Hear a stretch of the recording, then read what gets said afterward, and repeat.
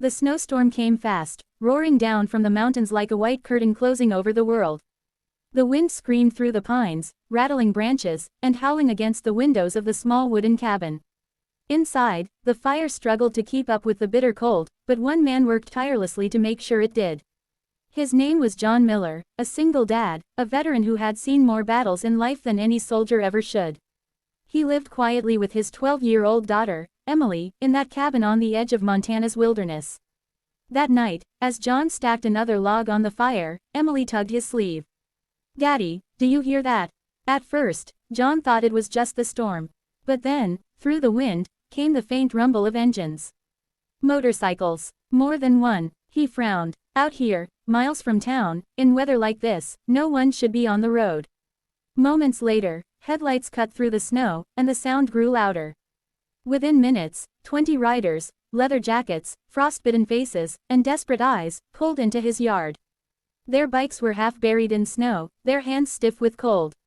John opened the door, shotgun in hand. Old military habits never really left a man. But what he saw made his heart twist. These men weren't threatening. They were exhausted, freezing, and on the edge of collapse. One of them, a broad man with tattoos down his arms, stepped forward. "Sir," he rasped, his teeth chattering, "we're not here for trouble. The storm caught us off guard. We need shelter, just for the night." Emily peeked from behind her father, her wide eyes filled with fear. John lowered the shotgun, but not his guard. He studied them, 20 bikers with patches and scars, the kind of men people usually cross the street to avoid. But he also saw humanity in their faces, the same desperation he'd seen in soldiers stranded in war. "Come inside," John said finally. "But no fighting, no nonsense. You respect my house, my daughter, and you'll have warmth." The men nodded gratefully. One by one, they crowded into the cabin, shaking off snow, their boots dripping onto the wooden floor. John handed out blankets, made extra soup, and threw more wood on the fire.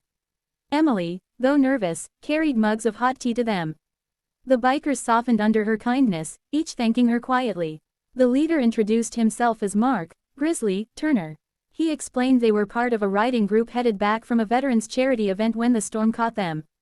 Some were ex-soldiers, some were just wanderers. All were grateful for John's open door.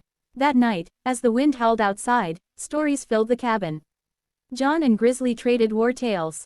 Emily laughed when one biker, a giant named Tank, tried to braid her doll's hair with his clumsy fingers.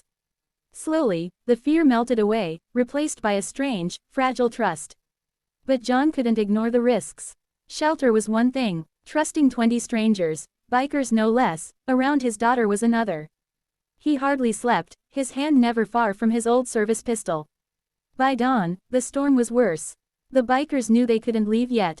They stayed, chopping wood, fixing the broken shingles on John's roof, even cooking breakfast with whatever supplies he had left. The cabin, once silent and lonely, was alive with noise and laughter. For Emily, it felt like a family she never had. But as the hours passed, a shadow grew over the cabin. Rumors spread among the bikers. They weren't just any riders, they had friends, brothers, and connections. Word had gone out about how a single dad, a stranger, had taken them in during the storm. That afternoon, the ground began to shake. Not from the storm, but from the thunder of engines. One by one, bikes appeared through the snow. Dozens, then hundreds. Until finally, the entire valley seemed filled with motorcycles, more than 500 riders, their jackets bearing the unmistakable emblem, the Hells Angels. Emily clutched her father's hand. "Daddy, are they here to hurt us?" John's chest tightened. He didn't know. He stepped outside, snow crunching under his boots, his breath clouding in the frigid air. 500 men surrounded his cabin, their engines idling like growling beasts. At the front rode a man with a long gray beard and eyes that carried both fire and wisdom. He was the president of the local Hells Angels chapter. "You John Miller?" the man called. "Yes," John answered, steady as a soldier facing a firing line. The man dismounted, walked up, and extended his hand. "Word is, you sheltered my brothers last night. You didn't ask who they were. You didn't judge them. You just opened your home." His voice cracked with emotion. "That doesn't happen to men like us." John hesitated, then shook his hand. They were freezing. No one deserves to die in the cold. The man turned, raised his arms, and the roar of 500 engines echoed through the valley in salute. Then he faced John again. From this day forward, your family. You and your little girl. Whatever you need, wherever you go, you've got 500 brothers watching your back. Tears stung John's eyes. For years, he had fought alone, through war, through the death of his wife, through the struggles of raising Emily without help. And now, in the most unexpected way, he had found a new army standing behind him.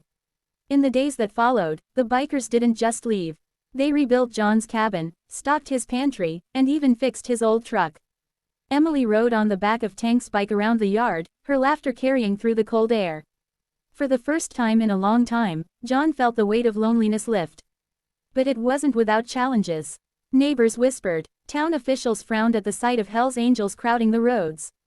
Rumors spread that John had fallen in with outlaws. He was threatened with eviction. Emily was mocked at school. The world didn't understand. John stood firm. He told his daughter, people will always judge what they don't know. But kindness, real kindness, speaks louder than rumors. Months later, when Emily got sick and needed urgent surgery they couldn't afford, it was those bikers who filled the hospital parking lot, each one donating, each one standing guard. When the bills came due, they paid them in full. By the end, John realized something powerful: family isn't always blood. Sometimes, it's forged in the cold, in the storm, in the moments when strangers become brothers. And so the story of the single dad veteran who sheltered 20 freezing bikers spread across the state, then the country. People told it in diners, in bars, in churches. Not as a story of bikers or veterans, but as a story of compassion, how one man's open door sparked a bond stronger than steel, stronger than blood, stronger than fear. Because sometimes, the smallest act of humanity can awaken the greatest army of love.